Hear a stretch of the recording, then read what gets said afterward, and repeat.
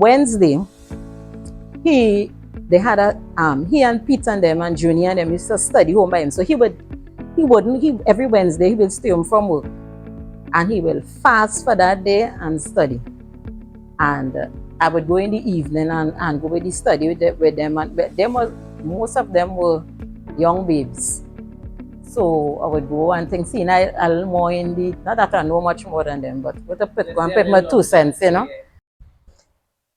Good evening, folks, and welcome. This is What's Your Story? And I'm here this afternoon. Let me introduce myself. I'm your host. My name is Kyle Briggs, and we'll be having a lovely conversation this evening, with a lady that we fondly know as Auntie Marva. At this point in time, I'm going to give her the opportunity to fully introduce herself. Auntie Marva? Yeah, as Kyle said, my name is Auntie Marva, better known as, I don't know to give the whole long name. Let me just leave it as Auntie Marva because it's too long. And it's a pleasure. And by God's grace, we hope that what we do here tonight may inspire somebody to draw closer to Christ. Right. So, as we know, each and every individual, every one of us, members of the church, we have a story as to where we came from and how we got to where we are at this point, in the church, in life, in Christ. And so we want to get a little bit into what is your story.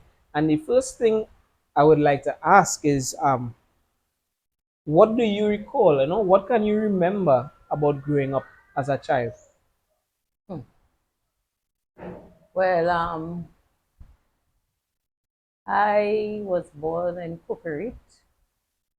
I am the fourth child of my mother. I have 5 sisters. And growing up in Kukurit was a real, Kukurit then and Kukurit now is too different, right? But Kukurit then was a real nice place in the sense that we, when we going down the road, we have to, anybody we meet, we have to say good morning, good evening, and everybody was an auntie and a cousin and an uncle.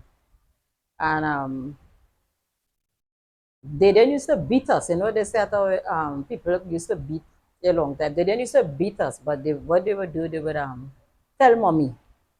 And my mother was a master beater. So when they tell mommy, it's licks. So sometimes, so when you go out, you have to kind of straighten up because you know it always has somebody looking. It always has somebody on the lookout to tell mommy something about you. So it was good in a sense because it keep us on the straight and the narrow to an extent. But Hooker, it was a nice place. It was a nice place growing up. Real nice people in the neighborhood. People used to check for each other. It was a nice place. It's so sad to see how it come now, but back then it was a nice place to go. So for those of us who may not be so knowledgeable of the areas in Trinidad and Tobago, Hmm. Cocorite would be where exactly? Well, Cookrit is after St. James. Cookrit is already Adventist Hospital. Right. So we heading down on the Port Yeah, of that's Spain going side there. west. Like if you're going Caranage, they go Martin, Pity Valley, that kind of Okay, stuff. nice, nice. And okay, so whilst growing up, what are your memories? Well, I just heard you speak about your mother, how Mm-hmm. she was the master beater. Mm-hmm. But what besides your mom, your dad and your grandparents, what can you recall about them?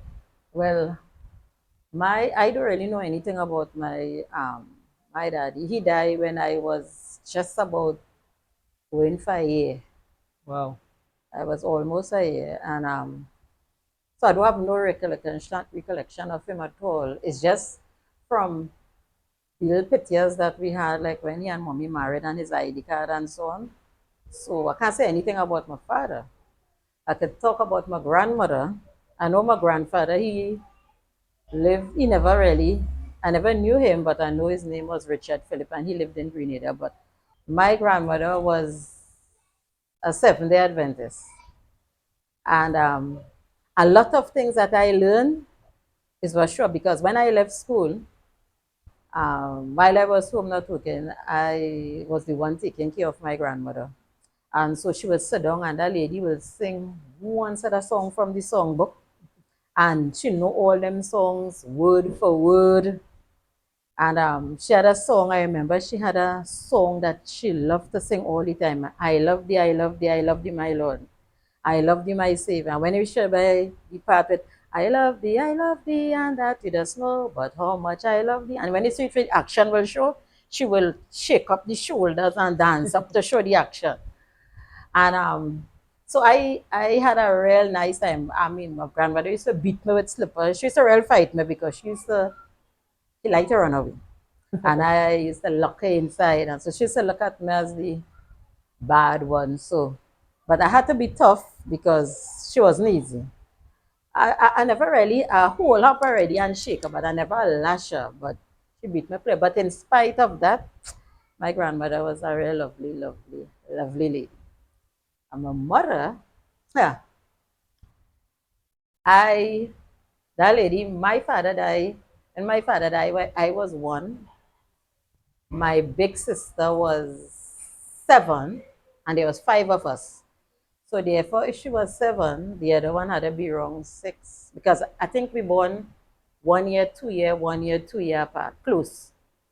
So Right. the oldest was seven, the youngest was one, which going for one, which is me, and it's five of us to fit in inside In here. that space, yeah.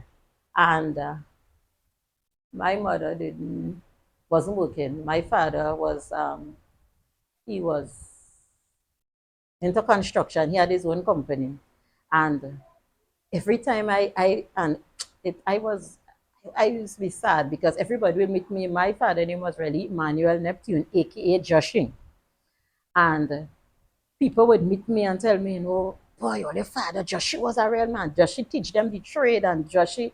But my father had a problem in that he didn't know how to charge people. So he will build a whole house. Where Muhammad Hardware is on the main road, my father built a house. And a lot of houses my father built. And mommy said the problem my father had is he couldn't charge people. So he would build in house and just getting money to pay workers and coming home with Next to nothing. and he was a man real giving. Mommy saved that man coming home with something and anybody he meets and with sometimes he start off coming up with a bag of mangoes and when he reach me a one mango. And then he wanted to come for mommy to divide that one mango For between five of everybody. us. So my mother had to work when my father died.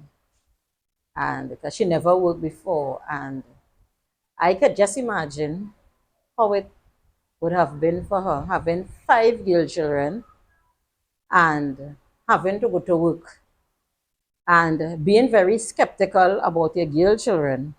His girls they're talking about and look at Yes. the age. So what mommy used to do, she used to lock us in the house. And we, when she leave anywhere to go to, we lock up there and we ain't coming out until she come home in the evening. So when the children come, now our yard was the yard for everybody to come and play because we can't go by nobody, but everybody could come by us.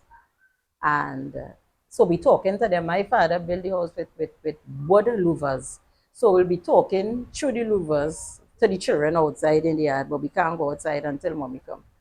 But she did the best with what she had to deal with, and Yes. I think she did a splendid job. Pretty excellent job. Yeah. Kudos to mom. Mm-hmm. So it was five of y'all, and you're saying at times mom would be working and y'all would be locked inside, Mm-hmm. which means that you all had to be entertaining yourself while locked inside, which leads me to my other question. What are your recollections of what you and your sisters did for fun growing up? Well, for home in the house, we used to play hide and seek, going in all the wardrobe and hiding. And well, my father was a builder, so we had some real nice wardrobe and kitchen cupboards. And sometimes you say a shoemaker do have a good shoes or a Mm-hmm. tailor do have a good pants. Not my father. My father, we had a real um Moya wood house. The house was strong, and he built a good house for us. So we used to be playing in the house. But Ah, good. we used to be playing inside the house, hide and seek, and all that kind of stuff. We used to be playing. And when we get chance to go outside, we had a soursop tree, and a guava tree, we had avocado tree, we had pawpaw tree. I get to hate pawpaw because pawpaw, pawpaw, pawpaw, pawpaw. And what we used to do, we used to take a nail, pong it down in the, take the young soursop and pong the nail in the young soursop and then put a string on it and use it as a top. And we used to do the same thing as guava because mommy had no money to buy no toys, so we used to make our own toys. So we take a nail and we pong it in the green guava and we make top with it. And then we would play hopscotch and the rim from the bicycle. Yeah, Well, my really. father had a brown bicycle. We call it the Coco Bend. So he had little rims. So we used to take the bicycle with a piece of stick, the rim, and we running around the yard, just pushing that all around the yard. Then we used to take pallet stick, cut it out, put sand it down on the concrete, then take candle and rub it on the bottom, and then put it in the candle and let go water and be whipping. Oh yeah. So we used to make our own toys, but we had fun playing with each other because five of us. Yes. Lovely, lovely memories. Mm-hmm. All right. So, um, can you tell us what age were you when you first started working and what your first job was? I started working at the age of, I must was about 20. That's after, let me see, the coup was in 1990. So I started working in 91. That was my first job. I don't know how much I would have been in 91 or no, but some kind of 20 something, right? Right. And my first job I was working with uh I don't know if you ever heard about Bascom. He used to paint like woman ironing and cricket in the road. He used to paint all those pictures. He was an artist. Oh, no, And I don't know. yes, it was two major artists we had around that time was Angus Bascom and forget the other guy name. He ended up being a vagrant and they take him America and carry him and he ended up doing good and all. But anyhow, so I used to work by him. That was the first job that I had, working in that shop with Angus. That was the first job. So we moving, as you see, we moving at a natural flow. Mm-hmm. We going, so we're talking about birth, you grow up, you know, the time you spend with your sisters, the influence of grandparents, mom and dad. And now we're talking about the creative process now and get to your spouse. How I meet my spouse? How did you meet your Hmm. spouse? Well, um, I had known about Eric from football because he represents Trinidad and all, but never really. Like I was living on this side of the hill, and then you go down all the hill, then the big road, and then he was on the other side, right? But I knew his sister because his sister was Adventist when we were small. But I never really talked to him or knew him. But I know it had that guy called Eric White. He used to play football. I know that. And I remember one time the church had a health fair down by building number 2 in Cookery. But I was always a loner. I never really was a friend. So everybody would know the other sisters and nobody would know me because when anybody come home, I would run in the bedroom and hide. So everybody would know all the other sisters, so they don't know me. So I don't know. I was kind of afraid people kind of way. Anyhow, so we in the health fair and the health fair going on like about 25 feet from me, and I stand up listening. And then Eric came down.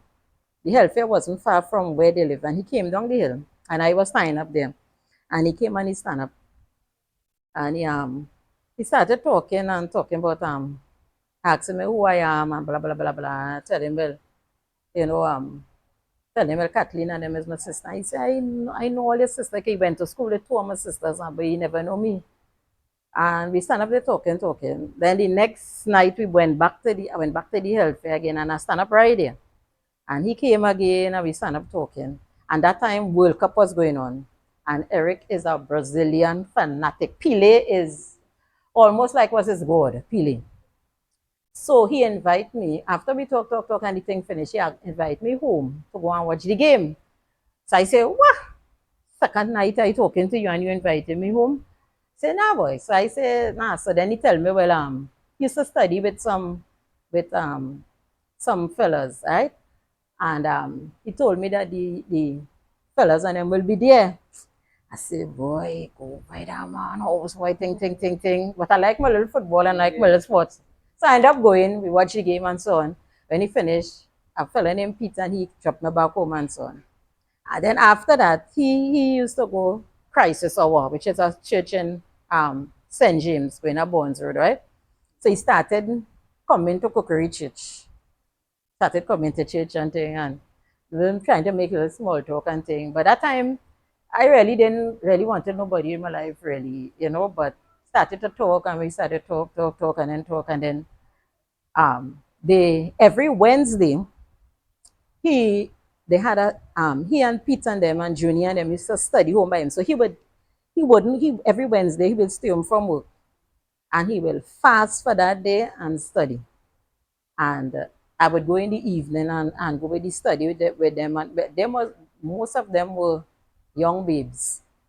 So I would go and think, see, I little more in the, not that I know much more than them, but with a put, go and put my 2 cents, And that, you see, that draw me to him more than anything else. And when I see how he was serious, real serious about the Christian life, and every Wednesday is a fasting and a studying. And by going and thing, and we started talking, and then I started seeing nice qualities in him and so on, and one thing lead to other.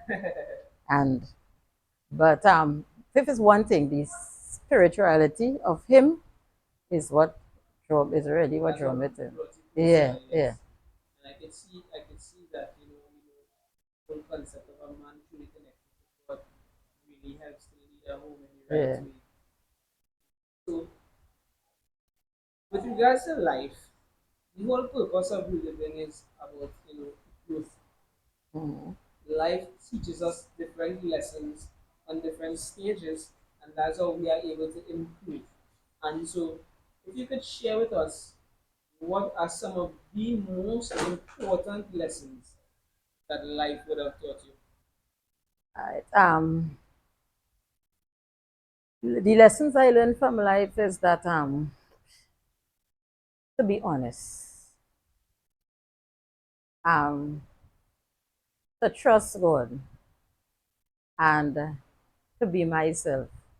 I don't want to be anybody else. I don't want to be nobody else. I just want to be Marva. I want to be the best version of Marva that I could be.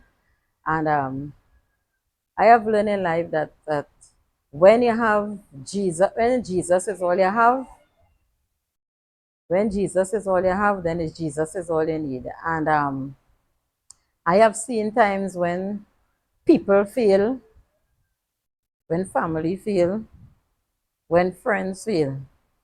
But one thing I know, Jesus never fail. And my biggest lesson in life is getting to know this man called Jesus, falling in love with Jesus, and being honest and true and real. All right. That was actually pretty nice. So, yeah. And so, in the persons who you would have interacted throughout the entire life with, I want to make a guess before I ask this Mm, question, right? Before I ask the question, I'm going to tell it my guess answer. mm. My guess answer is grandma. My mother. But let me ask the question. Who's the person who would have been the greatest influence in My your life? mother, my mother, Your my mother? mother. My grandmother right there, but mommy have the edge. Here why mommy have the edge. Mommy, we weren't, well, it's domestic work she was doing and it's 5 children. So we never go to bed hungry, but we didn't have much. Sometimes it's 4 salt biscuit. I remember mommy used to send us in the shop and to go and buy quarter pound of saltfish. And I used to be shame. Now you're going and buy saltfish, you could shout it from all because saltfish get so expensive now that you could shout they're going to buy saltfish. Back then it was a shame to go and buy saltfish. So when we go in the shop to buy a quarter pound of saltfish, I waiting until everybody clear that shop. I go in that shop with people there and I tell them, Mr. John or Miss Mary, easy. Quarter pound of saltfish. And they used to get me vexed that to repeat what I say. Where you want quarter pound of saltfish? I tell you, I'm quarter pound of saltfish easy. And mommy used to cook, and mommy used to share food for everybody, giving us food, and mommy will scrape and eat the bun. Mommy will go to work and doing servant. And she come home, she telling us all them people so nasty. She said English people really nasty. They spit back in the teacup, and she had to go and wash that. And the kind of thing she would start to go through just to make sure that we okay and that we eat. I mommy, the best example I have for her life, I see mommy based on her spiritual life. I see how mommy weathered that storm with them 5 children. Mommy had to be my greatest and most my influence. Somebody, the person that I am today I mean, she put a fear in us. She put a fear in us because, I mean, I telling you something here now. If mommy wasn't like that, I don't know. I may have been in the world and have children and all kind of thing. But mommy used to put this fear in you that to me, I had this kind of thing in my head that anytime I go with a fella and I do anything, I'll get pregnant. Because that's what mommy put in our head. So we had this fear, you ain't doing nothing. Yeah, because that's the kind of way, I don't know. I feel she did it because her 5 children, and remember, you don't know when you go to work what will happen, and if you go get open, you don't come out. So she put that kind of fear in us for boys, for male. And but it worked because it keep us in line, you know. But base, I believe what she could have only give us what she had and what was given to her. And I think she did an excellent job with bringing us up. So she is my greatest influence, followed closely behind by my grandmother. So let's say Auntie Marva has the opportunity to put a message out to everyone. This one message she has this opportunity that she wants to resonate with all the youths coming up. What would that one most important message be that she would like to I'll tell the youths and them is life is a stage. Life is a stage, and we all acting on this stage. And as people, we go through different stages in life, and everything is a process and a progress. Where you are today as a youth, you would not be there tomorrow. And being a youth, there is certain challenges and certain things come up. But what I would like to tell you to see Jesus, when you have, because any house have to have a good foundation. Any you could build a nicest house, looking nice walls up, the best roof, the most design roof and nice borders around your window. Once that foundation and good, the house would last. As soon as the storm and the things of life come, that foundation will once that foundation is good. And the best time to build your foundation is when you are youth. Because when you get older, you don't say to build. Right? When you get older now, you're battling with all kind of different diseases and pain and aches and all kind of thing. So the best thing to do is when you are youth, why the Bible says, remember now that I created in the days of that youth. You know very well when you get older what will happen. So what my advice to the youth is to get to know Jesus. You see, in the time when life hit you some curves, send you some curveballs, when the storm of life hit you, when you had a foundation as a youth, you will be able to weather the storm. But if you don't have a foundation, sad will be your portion. So I will advise the youth, get to know Jesus. Build your foundation on Jesus on solid ground. And I tell you, when the storms of life come, you'll be able to stand. All right, so from listening, if I'm noting correctly, um, home was always a religious one from small. No, not really. When I say, well, you said that grandma was there, Yeah, kind of the grandma. Yeah, church as grandma was. probably not the home, your home in itself. Mm, You were always exposed to religious stuff yeah, at a from a young age. yeah. Right. But the question I want to ask is, when did it become personal to you? When did you personally begin seeking after God as your personal Lord and Savior? Well, it what happened to me. We was when we were small, we were going to church. Mommy, um, join the Adventist church. Brother Noel and them pass on, give them Bible study, bam, bam, bam. And mommy ended up becoming a Seventh-day Adventist. My grandmother was Adventist, but mommy, when mommy left Grenada to come to Trinidad, she was not Adventist. When before my daddy died, she was not Adventist yet, right? And mommy was Seventh-day Adventist. We go into church, and well, if I have a brother and a sister after me, I was the last child from my father, right? Because my he died when I was what a year, and my mommy ended up getting involved with my stepfather, and she made two children. And the way how the Adventist church deal with my mother, I had promise in my heart that I would never baptize and be a Seventh-day Adventist. I promise that. And when they just imagine they disfellowship my mother, and it's how they do it. I had a hatred, I'm telling you, I had a hatred for the cookery, for how they deal with my mother. My mother helped build that church. I remember my mother making tart. They making tart because here how they used to worship. Brother Pearson and them were Adventists. We didn't have no church. We used to be by the side. They used to be by the side that you were preaching. Brother Pearson and them used to take a clear plastic bag, catch a whole set of candle flies. I'm telling you a serious thing, eh? Put it in the plastic bag, right? And close it. And they're using that to read, to see. Telling candle fly in a clear plastic bag to go outside and to preach and all kind of thing. From that, the Cookery Seventh-day Adventist Church came as a result of that from going around and we get a piece of land. And I remember mommy sending us all up on the hill to sell tart, sugar cake, guava, guava cheese, all kind of thing we sell in order to make money to build the church, right? And when they deal with mommy that way, I was real hurt. Mommy stopped going to church, and I stopped going to church too. And I wasn't going to that. I didn't baptize yet. Eh? After going to church, I was going to church. I stopped. I was the last one in the sisters that um, got baptized. And I just about the time when mommy was home, so I used to tell her she ain't going to church, I ain't going to go to the fellowship. And I started to think, I started to wear a chain, I started to wear a ring. And I was on the brink of now going to cinema and to going out in the world.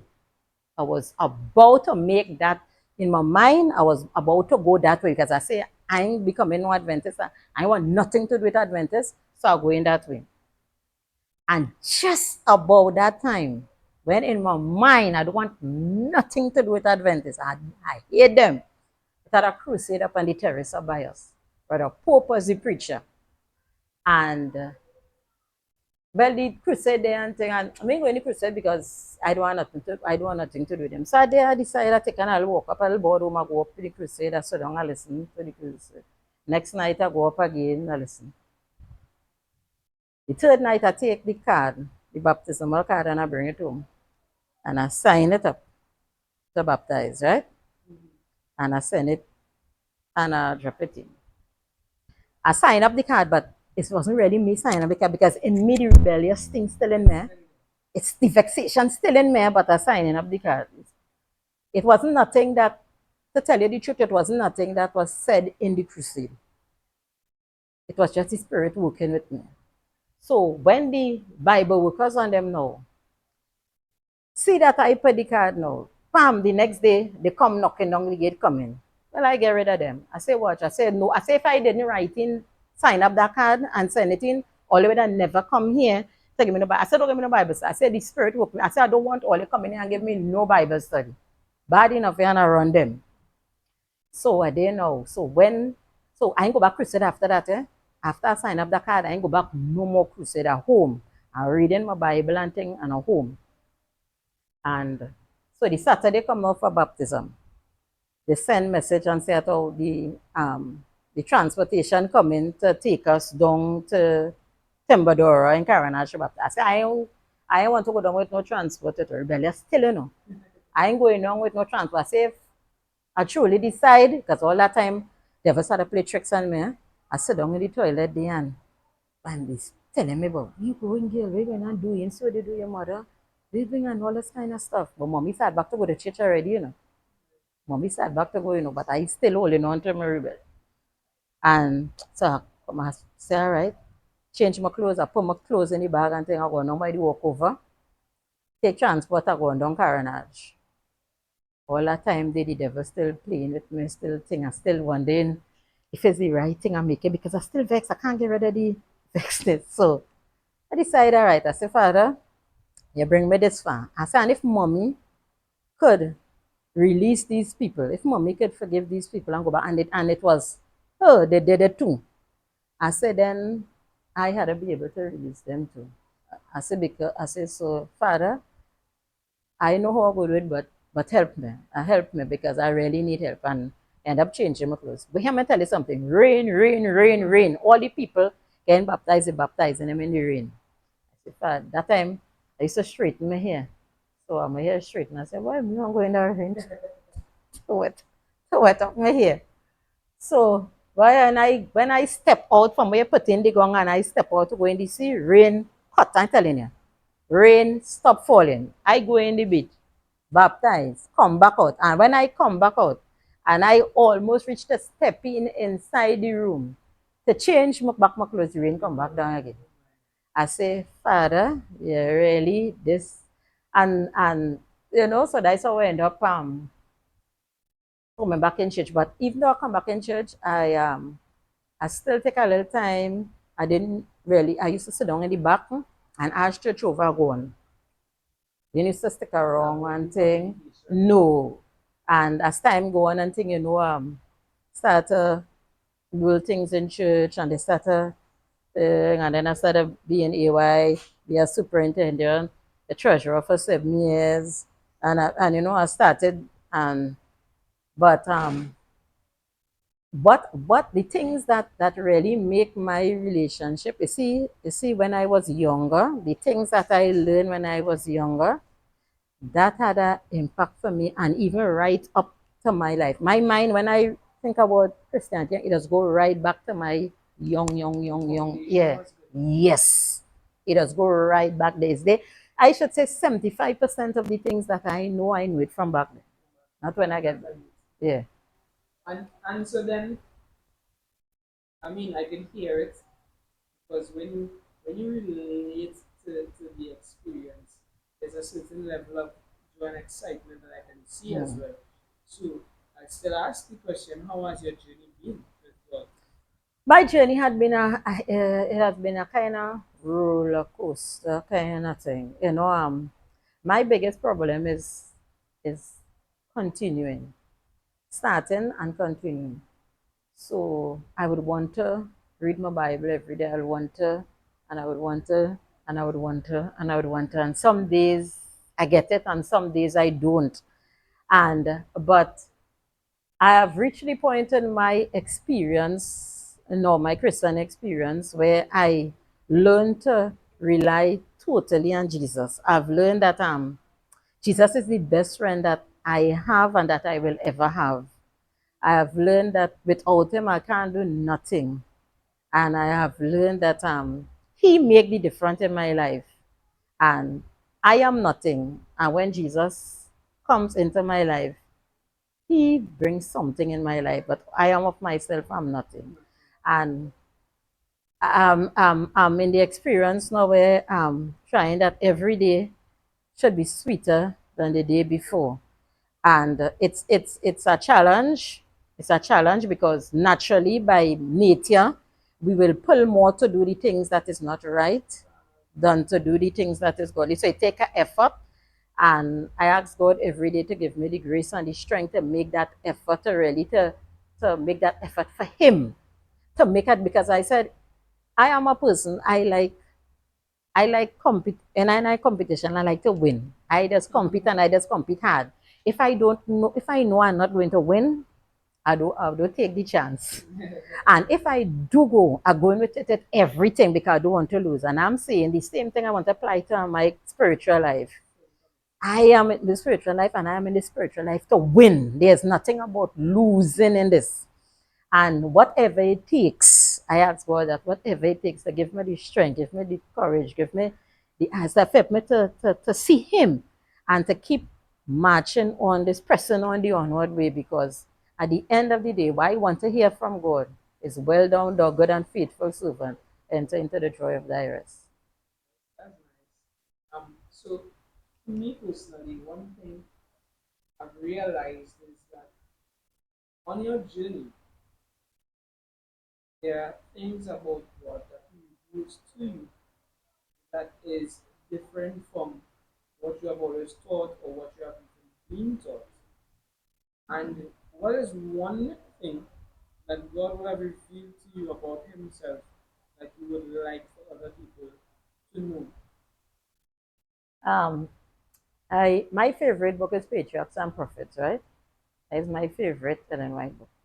And I remember at the time I was reading the book, and one thing hit me in that book, the statement where it said that Jesus choose us. And I don't know, it may not make a difference, but you see that slapped me so hard. That slapped me so hard that Jesus chose me, poor, wretched, sinful person like me. And tell me about the question you asked me. What what is one thing that God has revealed to you about Yes, Himself? right. So he revealed to me that he chose me. And if I am saying that if in all these billions and billions and billions of people in this world, and Jesus could choose me, then there had to be something about me that is worth saving. And I don't want Jesus' choice to go in vain. And because he chose me, I in return will choose him. So I am out of questions, Mm-hmm. but is there anything you feel like within your story that we would not have touched on that you would like to just share before we end? Um, what my advice, I when I married to Eric, I didn't know Eric was a sickly person, right? Eric had heart problems, Eric had high blood pressure, and I didn't know. It's only going down in the marriage and I get to find out. And my advice I would give to people is that do a little background.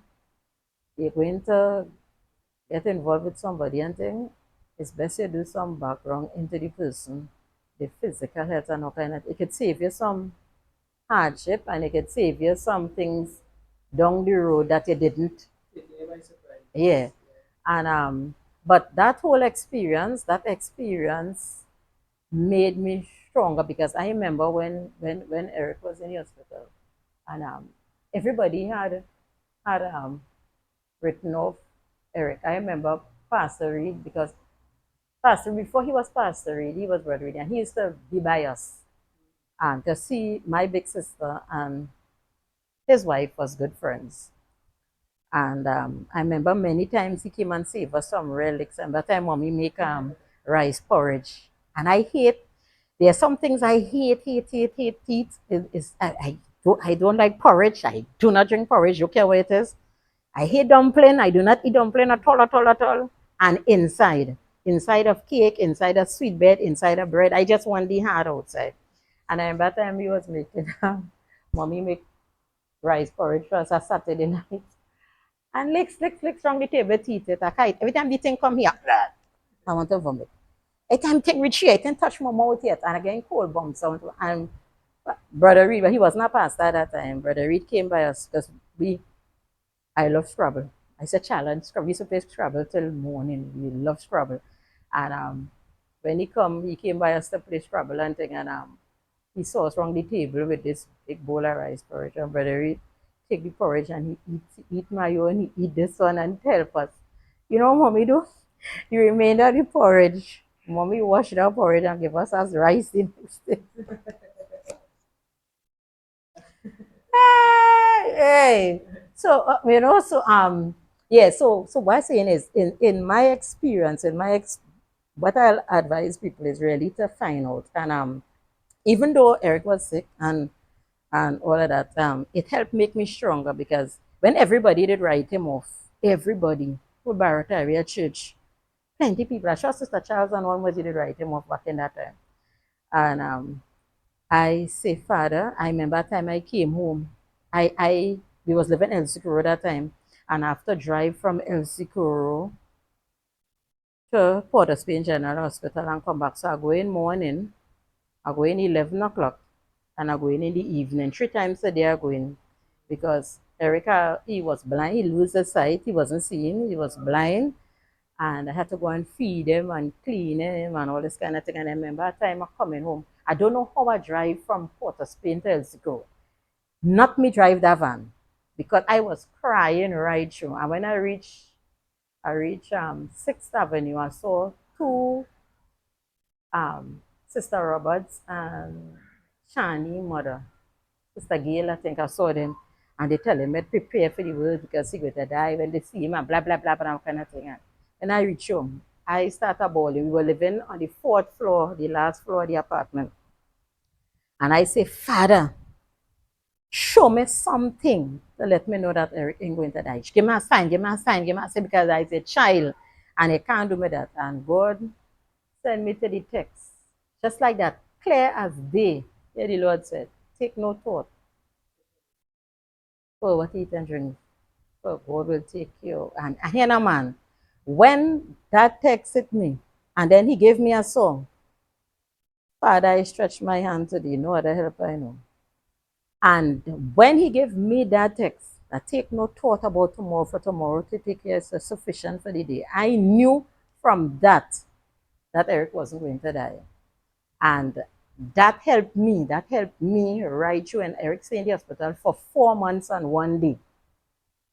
And that take me all through that time.